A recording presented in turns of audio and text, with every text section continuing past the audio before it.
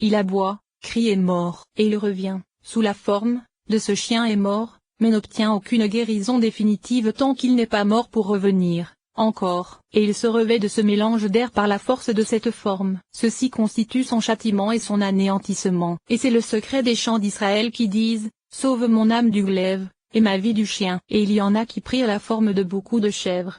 Et c'est eux que chevauchaient Uza et Azaël car seuls eux deux prirent précisément la forme d'un homme. Et lorsqu'ils tombèrent de l'emplacement de la sainteté, ils se revêtirent de la force de l'air qui se trouve au-dessus de nous et se matérialisèrent en fils de l'homme, et la force supérieure faiblit alors qu'ils reçurent la force inférieure. Mais les générations qui sortirent d'eux avaient une plus grande taille et une plus grande force que celle des fils de l'homme. Et il y en a qui prirent la forme de femmes pour apparaître aux fils de l'homme, mais il n'existe entre eux que fausseté et mensonge. Et ils n'éprouvent que de la jalousie pour les fils de l'homme, désirant leur mentir et provoquer leur perte, et ils pourraient presque détruire tout ce qui se présente devant eux si la tribu de Malkout n'était pas égale à leur émanation, c'est-à-dire le prince chéri et bien-aimé devant la Shekinah dont le nom est Yophiel prince des faces, car sans sa providence envers elle aucune créature ne survivrait dans ce monde. Et ce prince les soumet et les rabaisse comme nous l'avons expliqué à propos du troisième palais dans le 3e chapitre de la section sur les palais de la sainteté. Le prince qui gouverne cette troisième chose est appelé Kaphtsaphonie,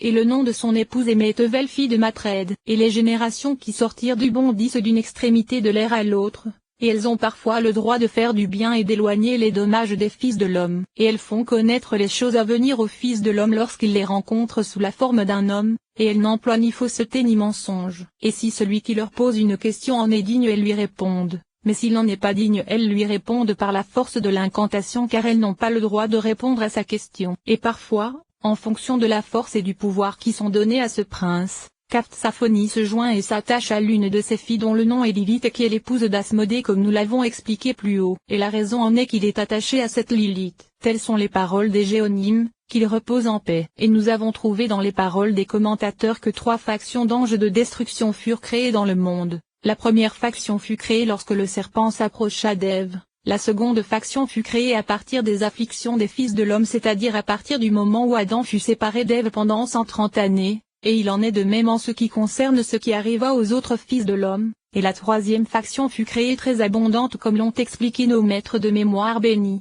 6 choses ont été dites à propos des démons, selon l'une d'entre elles ils sont comme les anges, et selon les 3 autres ils sont comme les fils de l'homme, et l'une d'entre elles c'est qu'ils sont nombreux comme les fils de l'homme. Et à divers endroits du Zohar, il semble que les démons soient des forces d'impureté. Et c'est l'écorce qui se propagea dans le monde des cieux et voulut se renforcer par le corps qui donna naissance à ces forces que sont les démons. Et c'est grâce à la sainteté du jour que les Neshamot impures restèrent sans aucun corps, comme cela est enseigné dans le verset, qu'Elohim créa pour agir, et elles se dressèrent, se vêtirent et se matérialisèrent grâce à Caïn, c'est-à-dire la jalousie de l'impureté, et elles ne se matérialisèrent que de façon temporaire. Et c'est à propos d'elles que le verset dit, c'est Anna qui trouva les Yémim dans le désert et se taura. Et voici qu'Anna poursuivait ces choses impures, et il les trouva dans le désert car c'est là que se trouve l'emplacement adéquat à leur établissement, c'est-à-dire sur une terre aride et morte, un endroit où rien ne perdure appelé Yémim sous forme défective. Et le sens en est qu'ils n'appartiennent ni au vendredi ni au samedi car ils furent créés au crépuscule. C'est pourquoi cela s'écrit au même car ils n'appartiennent ni à un jour ni à 2 jours. Et lorsqu'Anna les rechercha,